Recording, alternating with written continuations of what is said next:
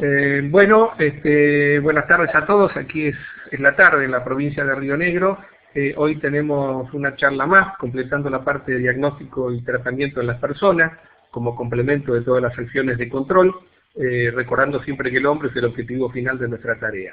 La charla la va a dar el doctor Juan Carlos Salviti, que es un cirujano del hospital más grande que tiene nuestra provincia, que es el de San Carlos de Bariloche, y que además forma parte de los equipos médicos del programa y de los primeros grupos que han trabajado organizando nuestras normas médicas de tratamiento, los catastros ecográficos y toda la tecnología que ya hemos estado presentando. Así que le doy la palabra a Juan Carlos, que además es un amigo, como para empezar con esta charla. Buenas tardes, muchas gracias Eddie, buenas tardes a todos y muchas gracias por darme la oportunidad de participar en este curso en el cual se tocan temas importantes de un tema fundamental que a nosotros nos apasiona y estamos trabajando hace muchos años en la provincia dentro del grupo. En este momento, bueno, me toca charlar del tratamiento médico de la hidatidosis y vamos a comenzar mostrando esto que ya todos ustedes conocen, pero simplemente para recordar que cada vez que nosotros vemos un paciente portador de un quiste hidatídico, algo falló en todo el control del ciclo, y además que nosotros tenemos que apuntar también a estudiar un poco el ambiente donde está esta persona, el paciente con el quiste hidatídico, no solamente por el hecho de que cuando él vuelva a ese ambiente tiene la posibilidad de volver a parasitarse, sino también el estudio del conviviente, y además poder fortalecer todas las acciones que tenemos que hacer para evitar que esta persona o alguno otro de su familia vuelva a parasitarse. Con respecto a la enfermedad hidatídica en el humano, seguimos más o menos los mismos parámetros con respecto al diagnóstico y al estudio, basado en la tríada de la clínica, la serología y el diagnóstico por imágenes, y como van a ver más adelante, nosotros fortalecemos el estudio y el seguimiento y la búsqueda de pacientes fundamentalmente a través del diagnóstico por imágenes. En el diagnóstico por imágenes, históricamente podemos describir distintos métodos, dentro de ellos la radiografía simple contrastada, como pueden ver en una de ellas, donde se ve una gran imagen quística calcificada, la ecografía, que es el método de elección para nosotros, pero también la tomografía axial computada, en el caso de hidatidosis múltiple abdominal, la resonancia magnética nuclear, que nos ha sido bastante útil, fundamentalmente en el caso de los tránsitos hepatotorácicos para ver la lesión y la zona de comunicación entre la parte hepática y pulmonar, la colangioresonancia, que es la imagen de abajo a la izquierda, donde se ve la comunicación de un quiste con la vía biliar, y como diagnóstico y a veces terapéutico en algunos casos, de quistes hepáticos abiertos a la vía biliar, la colangiopancreatografía retrógrada endoscópica, que permite ver las imágenes contrastadas de membranas dentro de la vía biliar y la extracción posterior de las mismas. La ecografía, como decía antes, a nosotros nos ha ayudado y es nuestro caballito de batalla en el control y seguimiento y la búsqueda de pacientes asintomáticos fundamentalmente. Es un método que nos contribuye al diagnóstico, nos puede orientar hacia el órgano afectado, el tamaño y ver qué características tiene el quiste, establecer el estado evolutivo y utilizar la clasificación, en el caso nuestro usamos fundamentalmente la de Garvey, permite el seguimiento en los pacientes que están no solamente bajo tratamiento o post-tratamiento, sino los que están en control, tiene mayor sensibilidad y especificidad disponible comparado con el streaming serológico, es de bajo costo, y a partir del año 97 en nuestra provincia, a través del protocolo de estudio y seguimiento de los pacientes, lo establecimos como método de cribado o de encuesta poblacional para el diagnóstico de pacientes asintomáticos. Y ha sido, a partir de entonces, utilizado como un instrumento de capacitación. La foto que está arriba a la derecha muestra uno de los cursos. El año pasado se realizó el 15º curso de epidemiología y diagnóstico en el tratamiento de la hidatidosis humana, capacitando a médicos generalistas, que son los médicos que están en la zona rural, para la búsqueda de los pacientes con quistes hidatídicos. Este es un cuadro simplemente del resultado comparando la serología de acuerdo al desvío estándar, la serología por ELISA, el arco quinto y la ecografía, con respecto a sensibilidad y especificidad en la búsqueda de pacientes con quistes hidatídicos hepáticos. Cuando enfrentamos la enfermedad hidatídica, nos damos cuenta, después de mucho tiempo de trabajar con pacientes portadores de quistes hidatídicos, ya sean sintomáticos o casos sintomáticos, que tiene una forma de presentación totalmente diferente, tanto en pacientes distintos como en un mismo paciente. Pueden presentarse en distintos órganos, en distintos estadios evolutivos. Y de hecho, todas estas formas de presentación van a tener, por supuesto, una manera diferente de estudio y un abordaje terapéutico diferente. Por otro lado, en el caso de los quistes hidatídicos hepáticos, en los trabajos presentados por el Dr. Frieder, después de 14 años de control a la misma población, se encontró un equilibrio entre el quiste, entre el parásito y el huésped, en alrededor del 70% de los casos de portadores asintomáticos. ¿Qué significa esto? Que en un 70% de los casos ecografiados, en un periodo de 14 años, no hubo modificación, no hubo crecimiento, no hubo síntomas, y en algunos casos hubo involución espontánea. Todo esto hace que cuando también enfrentemos la posibilidad de que el paciente sea portador de un quiste hidatídico o de una imagen sospechosa, tengamos que plantearnos algunas dudas con respecto a cómo vamos a abordar inicialmente el paciente. La imagen es un tumor, el tumor o la masa que presenta es quística o sólida, ¿es de origen hidatídico? Porque hay otras patologías que pueden dar imágenes similares. ¿Cuál es la localización? Órganos. ¿Cuál es, si es sintomático o no? Tamaño, clasificación de Garvey. Y un aspecto importante es si el paciente es posible de control y seguimiento para ver qué tipo de terapéutica vamos a emplear en cada caso. Entonces, una vez diagnosticado el paciente y una vez confirmado que lo que tenemos es un quiste hidatídico, ¿qué hacemos con estos pacientes? ¿Todos los quistes deben ser tratados? ¿El tratamiento está bien estandarizado y es seguro y será accesible para todos? Esto tiene que ver con la diferente característica de los quistes hidatídicos, diferente manera de presentación en los distintos pacientes, y en nuestro caso particular, en nuestra provincia, el área geográfica, que es muy amplia, donde hay población rural que está alejada de los grandes centros, a veces ese es un factor que nos puede condicionar con respecto al tipo de tratamiento. La hidatidosis es conocida desde hace mucho tiempo. Hipócrates ya lo describía como tumores llenos de agua, tanto en animales como en seres humanos, y describía que con la ruptura del mismo, la persona o el animal que los portaba fallecía.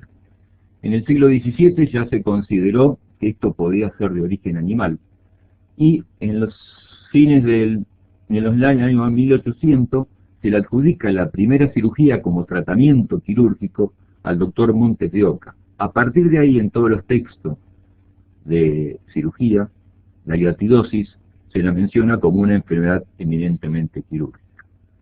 Ya en los años 70 se comenzó a trabajar con los antiparasitarios, los benzimidazoles. En el año 80 ya esto era una práctica instalada en el humano, y a partir del año 85 se empezaron a describir las técnicas mini-invasivas como el PAEP, lo que esto abrió el abanico de tratamiento en la enfermedad hidatídica.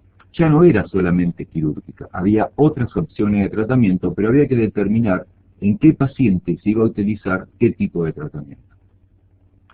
Como dijimos antes, la cirugía era considerada la única opción terapéutica, y en general se operaban aquellos pacientes sintomáticos, en muchas ocasiones ya complicados con la evolución avanzada de la enfermedad, así como también algunos pacientes que eran hallazgo por otro tipo de estudio que se le hacía al paciente y se descubría como hallazgo de la hidatidosis.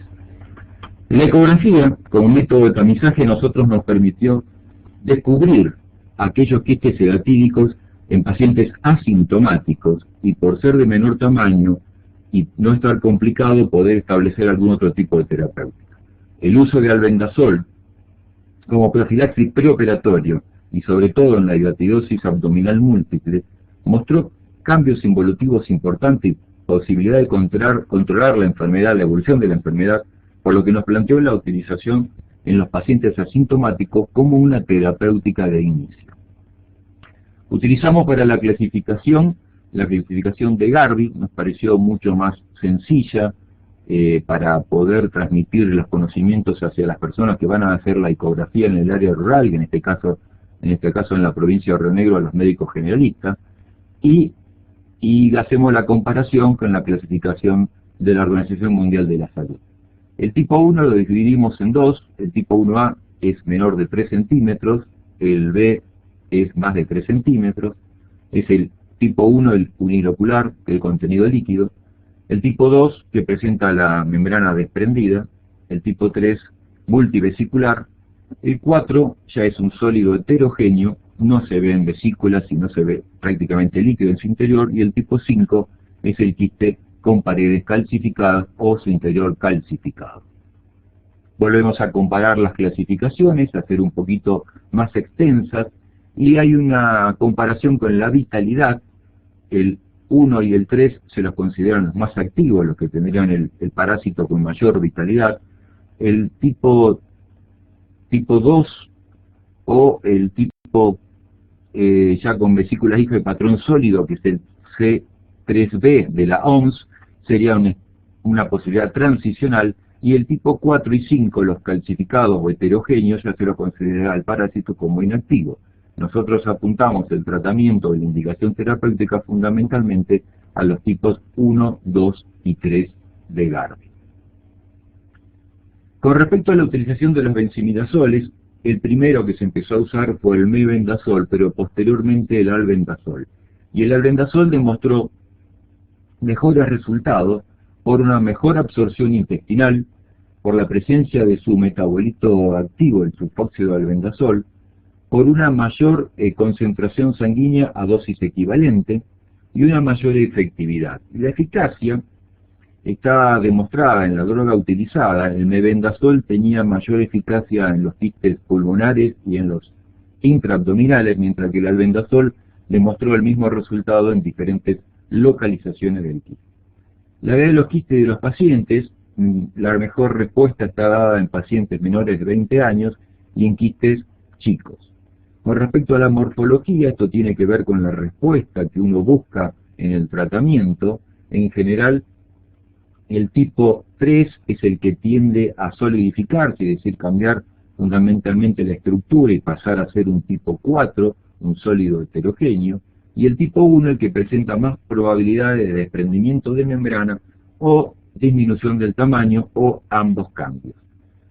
La localización del quiste tiene que ver con la ubicación en el órgano en el cual esté afectado, y la sensibilidad intrínseca se refiere fundamentalmente al hecho de que existen pacientes con múltiples quistes hepáticos a los cuales se le da el tratamiento con antiparasitario y algunos responden de diferente manera. Entonces ahí puede ser que algún quiste involucione rápidamente y otros no. Con respecto al enfoque o al esquema terapéutico, el protocolo de control establecido en la provincia es el que se muestra en la diapositiva, dividiendo el tipo 1 en tipo 1A y tipo 1B de acuerdo al tamaño. Entonces en el tipo 1A menor de 3 centímetros simplemente control. Recuerden que estamos hablando de portadores asintomáticos. Son hallazgos por catastro, la mayoría de ellos, o hallazgo por algún estudio por otra patología. Entonces en el tipo 1A menor de 3 centímetros, control clínico y control ecográfico. El tipo 2, en el primer esquema de tratamiento, sería con antiparasitarios.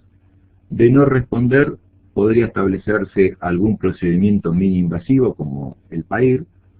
Y última alternativa, el procedimiento quirúrgico. En el tipo 2, con desprendimiento de la membrana, exactamente lo mismo. Primera línea de tratamiento antiparasitario, el albendazol. Segundo, prácticas mini-invasivas, procedimientos mini-invasivos, y por último la cirugía. En el tipo del caso 3, el tipo 3, que es el multivesicular y el que consideramos mucho más activo, con mayor vitalidad del parásito, en algunos casos seleccionados podemos utilizar el albendazol, pero estos son pacientes que ya de entrada son más probables de tratamiento quirúrgico o con algún procedimiento mini-invasivo, pero hay cierta dificultad en tratar todas las vesículas que presenta el quiste. El tipo 4 y 5 son los dos en los cuales solamente nos limitamos al control, y en el tipo 4 establecer la posibilidad de diagnóstico diferencial con otros tumores que pueden localizarse en el hígado. Este es el diagrama del diagnóstico y tratamiento ecográfico en un paciente con portador de quiste hidatídico asintomático, y vamos a focalizarnos fundamentalmente en los cuales le vamos a indicar tratamiento médico. Extendiendo un poco lo que habíamos charlado antes, en el tipo 1, ustedes ven ahí que de acuerdo al tamaño, es menor de 3 centímetros control ecográfico. ¿Y esto por qué es así? Porque en los trabajos que mostramos antes del Dr. Frieder hemos visto que este tipo de quistes a lo largo del tiempo pueden involucionar espontáneamente, pueden quedar como tal, y entonces no necesitan ningún tipo de tratamiento. En el caso de un quiste mayor de 10 centímetros, por el riesgo de complicación o ruptura, va a un procedimiento quirúrgico, que de acuerdo a la experiencia puede ser cirugía abierta o videolaparoscópica, y los que nos presentan la otra posibilidad de tratamiento son los intermedios, entre 3 y 10 centímetros, iniciar el tratamiento con antiparasitario, en este caso el albendazol, y evaluar la respuesta para después decidir con qué conducta continuamos. El tipo 2, que es el que presenta la membrana desprendida, en esto, si es mayor de 10 centímetros, es de tratamiento quirúrgico, y si está entre 1 o 10 centímetros, independientemente del tamaño, va a tratamiento con antiparasitario y control posterior. El tipo 3, este es el que nos puede plantear más duda con respecto al tratamiento, y en qué casos son los que seleccionamos. Pacientes, por supuesto, asintomáticos, niños, ¿por qué? Porque la respuesta en los menores de 20 años al tratamiento con antiparasitario es mucho mejor que en los adultos.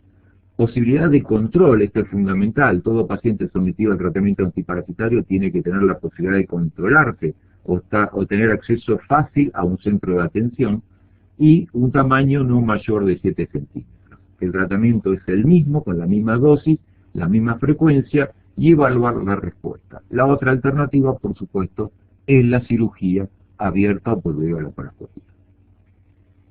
Resumiendo un poco en las indicaciones de históricamente cómo se manejaba el uso de los benzimidazol en neratidosis, eran para aquellos pacientes que no querían ser operados, o pacientes con alto riesgo operatorio, ya sea por contraindicaciones cardiológicas, pulmonares u otras, como tratamiento pre- y posoperatorio en el caso de la cirugía para evitar la siembra, como complemento de los procedimientos mini-invasivos, pacientes con quistes múltiples en 2 o más órganos, y como tratamiento alternativo, que en realidad en nuestra provincia es la primera línea de tratamiento para los quistes asintomáticos tipo 1, 2 y 3. Por supuesto que está contraindicado en los quistes de gran tamaño con riesgo de ruptura, porque uno de los primeros efectos que provoca los benzimidazoles en el quiste es debilidad de la pared, y puede generar esto ruptura hacia la cavidad abdominal. Los tipos 4 y 5 no tienen indicación de tratamiento porque está demostrado que no responden, no tienen ningún tipo de respuesta con el albendazol o con cualquier otro benzimidazol. Y los tipos 3 en el caso de que no podamos controlarlo o no entren dentro de los casos seleccionados como para hacer albendazol. Por supuesto, embarazo y lactancia, sabemos, no se puede dar. Pacientes con trastornos neurológicos, epilepsia, hepatopatías crónicas, o aquellos pacientes que no podamos hacer los controles necesarios cuando se inicia el tratamiento con albendazol. Junto con el tratamiento, lo usamos asociado a la ranitidina, disminuye mucho de los efectos adversos gastrointestinales y favorece los efectos del albendazol, y ustedes ven ahí abajo, hay publicaciones asociándolo a praziquantel. Lo que permite la asociación con praziquantel es disminuir las dosis de albendazol, y con esto disminuir los efectos indeseables, tanto a nivel gastrointestinal como a nivel del hígado con respecto a la elevación de las enzimas hepáticas. ¿Cómo preparamos al paciente que nosotros decidimos que vamos a utilizar tratamiento con antiparasitario? Primero, por supuesto, dentro de los estudios, el examen clínico, peso del paciente, ya que el tratamiento y la dosis es peso dependiente, los análisis de laboratorio de rutina, incluido el hepatograma. Esto es porque los benzimidazoles, como efecto indeseable o adverso, presentan elevación de las enzimas hepáticas. Radiografía de tórax, porque puede ser que tenga concomitantemente un quiste pulmonar y tendremos que evaluar si ese quiste pulmonar puede ser pasible de tratamiento con albendazol o es quirúrgico antes de iniciar el tratamiento del quiste hepático. Estudia a los convivientes, porque si hay una de las personas que conviven en el mismo domicilio que tiene hidatidosis, puede haber otro. Y se estudian con radiografía de tórax y ecografía. Y por supuesto la denuncia ante el Ministerio de Salud. La dosis es de 10 a 15 miligramos kilo día, habitualmente es una dosis diaria con el desayuno, y en 4 ciclos de 30 días cada uno.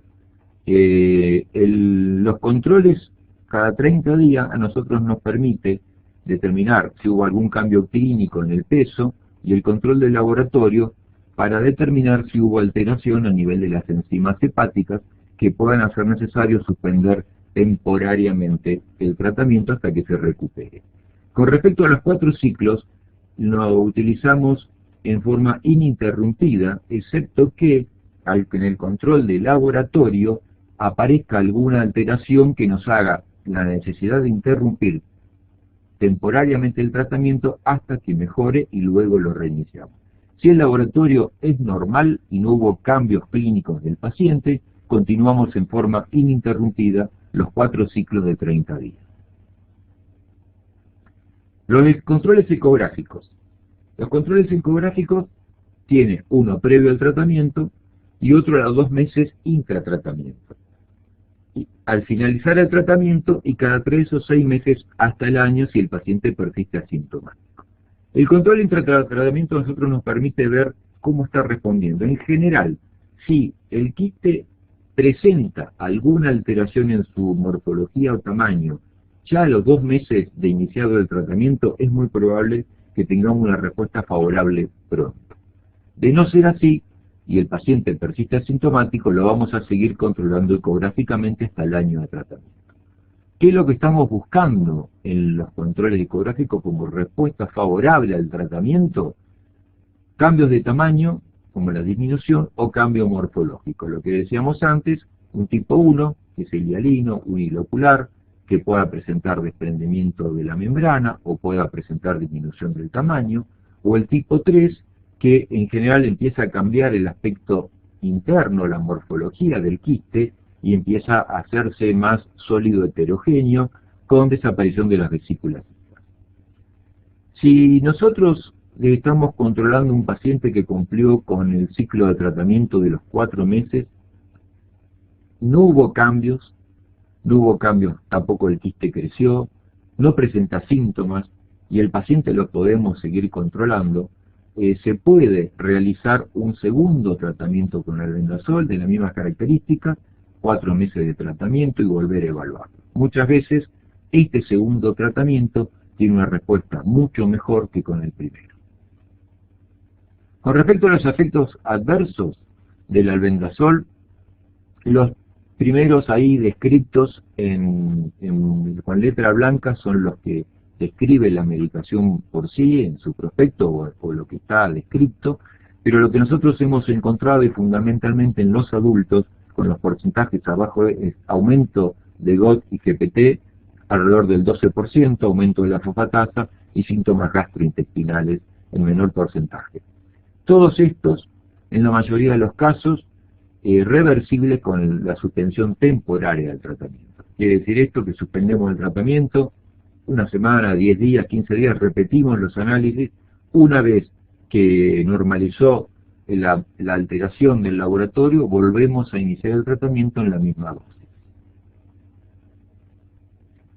Repetimos acá en qué casos vamos a utilizar como primera línea de tratamiento el antiparasitario o el albendazol.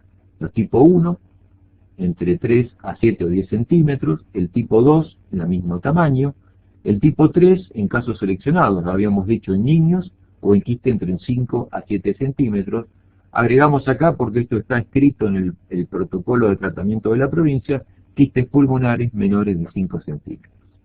¿Y cuáles son aquellos que van a ir directamente al tratamiento quirúrgico? Por supuesto que los sintomáticos, pero en aquellos casos de los asintomáticos, los quistes 1 y 2 mayor de 7 centímetros y los quistes 3 que no podamos controlar. Y los pulmonares mayores de 5. Hay un grupo que va a ser directamente de control, son aquellos quistes menores de 3 centímetros y los quistes Garvey tipo 4 y 5.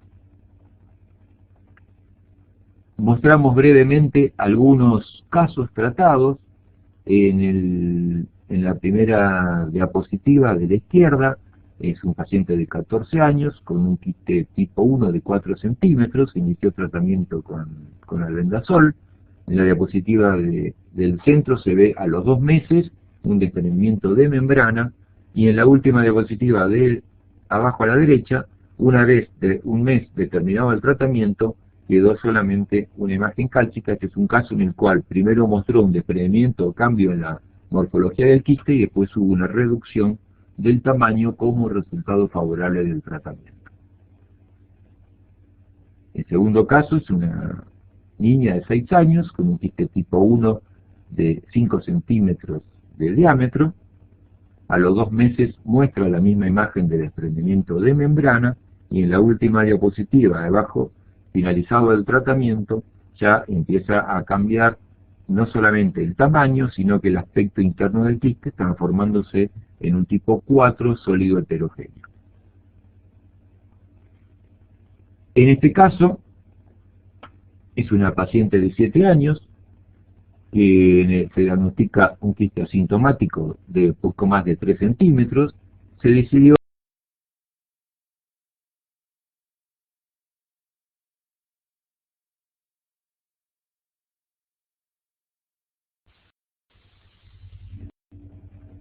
un pequeño desperfecto técnico. Les comentaba en esta diapositiva el caso de una paciente de 3 años que entró en protocolo de control, porque el quiste diatídico estaba alrededor de los 3 centímetros, asintomática, pero que en los control posterior ecográfico a los 3 meses aumentó de tamaño. Se decidió iniciar el tratamiento con una muy buena respuesta, y un mes terminado el tratamiento, como se ve en la diapositiva de abajo a la derecha, el quiste es un tipo 4 con disminución del tamaño. En este caso hubo disminución del tamaño y además cambios en la estructura morfológica interna del quiste. Para ir cerrando un poco, históricamente en el tratamiento de la enfermedad hidatídica, la cirugía era considerada la única opción terapéutica hasta la década de los años 90. La ecografía como método de tamizaje a nosotros nos permitió diagnosticar en forma temprana quistes hidatídicos en pacientes asintomáticos, que nos permitió, por supuesto, establecer otro tipo de tratamiento distinto al de la cirugía. Además, uno tiene que tener en cuenta que la cirugía en el paciente hidatídico tiene morbimortalidad. Está descrita en la literatura que la mortalidad por quiste hidatídico está alrededor del 2%, por cirugía por quiste hidatídico alrededor del 2%.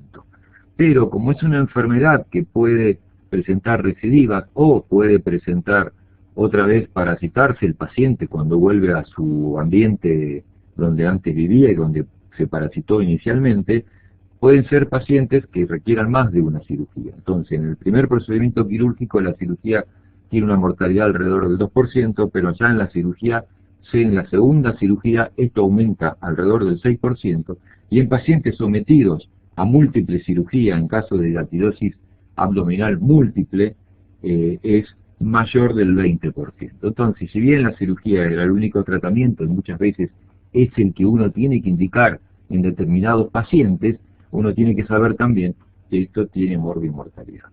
El uso del albendazol como profilaxis en el preoperatorio y en caso de hidatidosis múltiple mostró eficacia y buenos resultados, y esto nos permitió a nosotros utilizarlo como tratamiento inicial en aquellos casos seleccionados.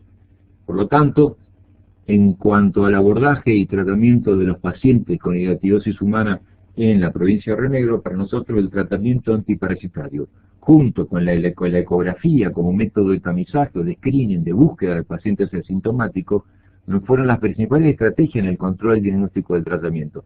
Ya teníamos menos quistes hidatídicos de gran tamaño y complicados, sino que simplemente estábamos tratando quistes más chicos y, por supuesto, sin síntomas.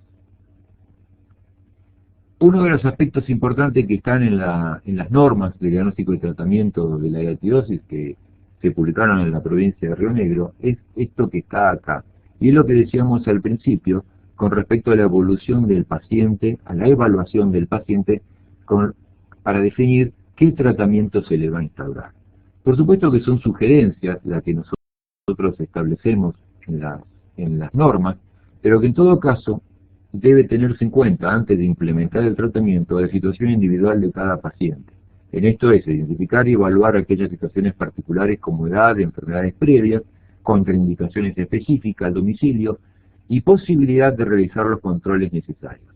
Este punto a nosotros nos parece muy importante, dado que si el paciente no puede realizarse mensualmente los controles clínicos y control de laboratorio para evaluar la respuesta al tratamiento o los efectos adversos que puede generar los benzimidazole, no podemos iniciar ese tratamiento. Y si el paciente lo va a discontinuar porque no puede acceder al centro de atención para que le den la medicación, también es un factor importante a tener en cuenta en la decisión del tratamiento. Y por supuesto, como tenemos conformado un comité, y el comité está formado por los referentes que cada hospital tiene, los hospitales de mayor complejidad, cabecera de zona, siempre somos los que tenemos que, digamos, a los que nos consultan como para definir y trabajar en equipo en el tratamiento de estos pacientes. Muchas gracias.